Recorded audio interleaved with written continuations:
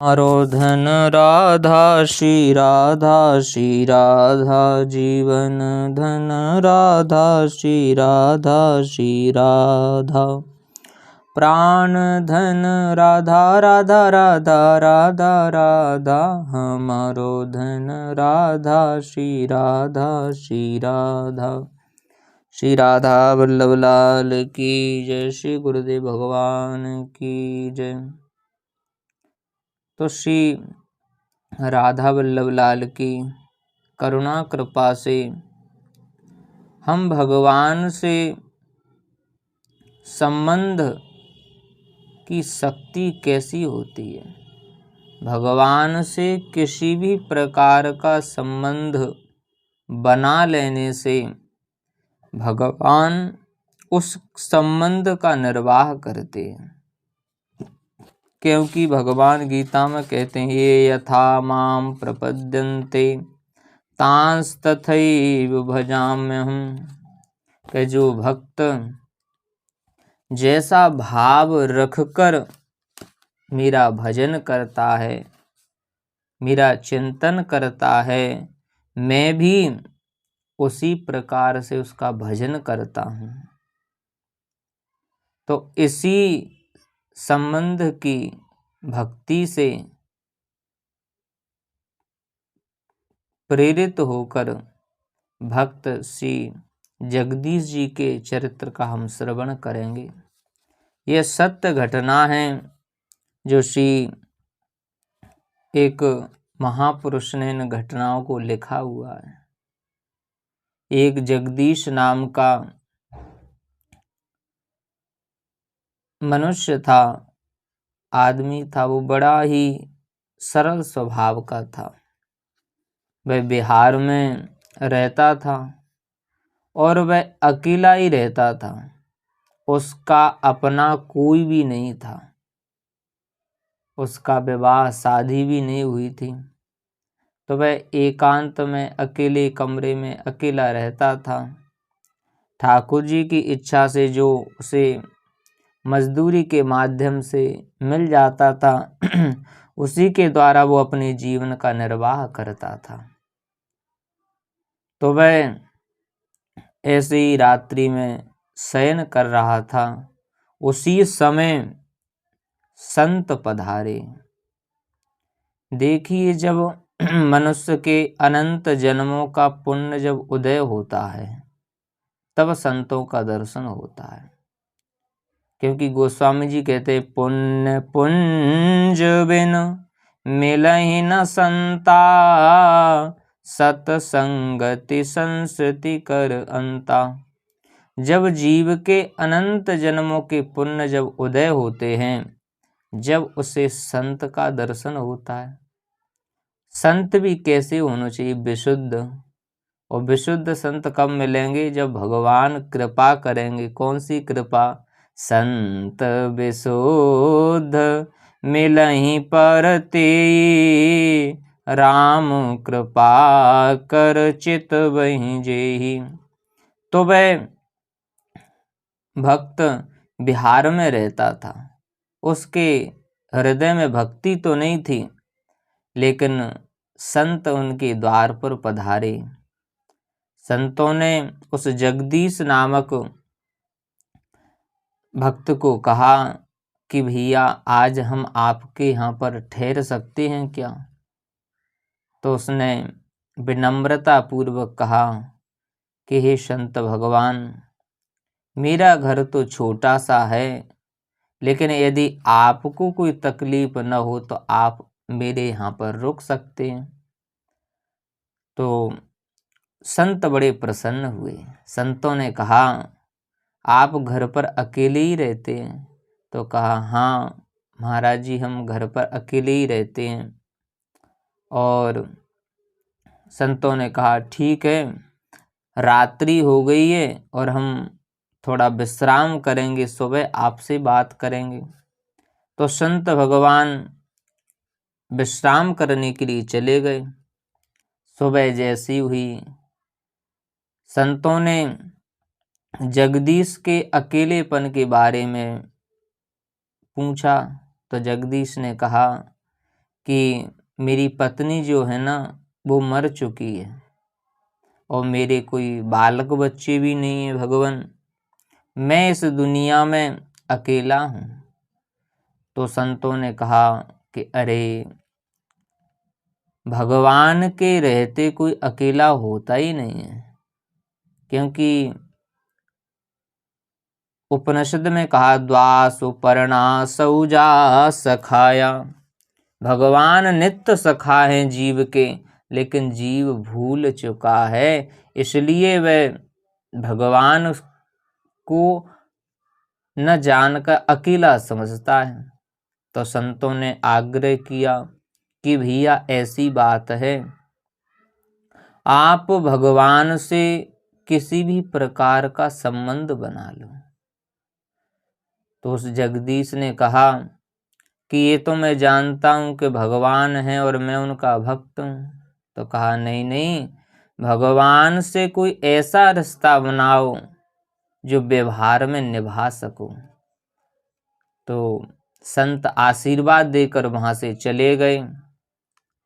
जगदीश के मन में कुछ संदेह था, तब वो एक संत के पास जाकर पूछा कि भगवान आप मुझे बताइए कि भगवान से जब हम संबंध बनाते हैं, रिश्ता बनाते हैं, तो क्या यह सही है? तो कहा कि बिल्कुल यह सही है, भगवान उस संबंध का निर्वाह अवश्य करते हैं। तो संत के कहे अनुसार उस जगदीश नामक भक्त ने भगवान को अपना पुत्र मान लिया और संत के आग्रह पर वह एक भगवान के स्वरूप को ले आया, लड्डू गोपाल जी को। अब नित्य निरंतर उस भगवान के स्वरूप को पुत्रवत व्यवहार करता, पुत्र के समान उसे लाड़ लड़ाता श्री ठाकुर जी को। सुबह नहलाता, पोशाक पहनाता और जो भी सुंदर सुंदर व्यंजन बनाकर बाल स्वरूप पुत्र को, अपने ठाकुर जी को वो प्रसाद पवाता और पुत्र मानकर श्री ठाकुर जी को वह कहानी भी सुनाता, भगवान को नई नई भगवान की लीला चरित्र सुनाता। तो इस प्रकार वह इतना संबंध में डूब चुका था कि वो लड्डू गोपाल को मूर्ति नहीं मानता, अब तो वो साक्षात पुत्र मानकर भगवान से बातें करता और गोपाल से जो कुछ पूछते उसके मन में उसका जवाब उसको मिल जाता था। तो एक दिन वह संत पुनः उसके घर पर पधारे। संतों ने उसकी गोपाल जी की सेवा को देखकर बड़े प्रसन्न हुए और संतों ने कहा कि अरे भैया भक्त, आपने भगवान से कोई संबंध बनाया है नहीं? तो कहा कि भगवान, मैंने भगवान से तो नहीं बनाया, लेकिन मेरा एक पुत्र अवश्य है, मेरा एक बेटा है। संत समझ गए कि इसके अंदर भक्ति का प्रादुर्भाव हो चुका है, अब इसे संबंध का भान ही नहीं है, अब इसे अकेला छोड़ देना चाहिए। संत वहां से सुबह चले गए और जगदीश नामक भक्त भगवान से पुत्र की भांति लाड़ लड़ाता, प्रेम करता। तो एक बार संत वहां पर पधारे दोबारा, संतों के लिए उसने भोजन तैयार किया। तो अपने बाल स्वरूप ठाकुर जी से कहा कि जब तक आप खेलो यहाँ पर, जब तक मैं संतों को प्रसाद पवा दूं। अब तो वह संतों को प्रसाद पवाने के लिए उत्सुक हुआ। संतों को प्रसाद पवाकर पुनः संत वहां से चले गए। तो एक आदमी श्री जगदीश जी को बुलाने के लिए आया था। तो कहा कि आप चलिए मेरे साथ, आपसे कुछ वार्तालाप करनी है। तो कहा कि भैया अभी तो मैं नहीं जा सकता, क्योंकि मैं अपने पुत्र के साथ वार्ता कर रहा हूँ, पुत्र को सेवा कर रहा हूँ मैं। तो मना कर दिया। तो उस आदमी को बड़ा बुरा लगा, तो सोचा मैं इसका बदला लेकर रहूंगा। तो एक बार बिहार में राजा की तरफ से एक उत्सव आया, जिसमें सब पोहा बनाते और खाते। अब वह आदमी ने राजा को भड़का दिया कि महाराज आप इस नगर में पोहा बनाने की एक प्रतिस्पर्धा करो, जो पोहा नहीं बना पाएगा उसको फांसी की सजा दे दो। तो राजा ने कहा यह तो बहुत बड़ी सजा है।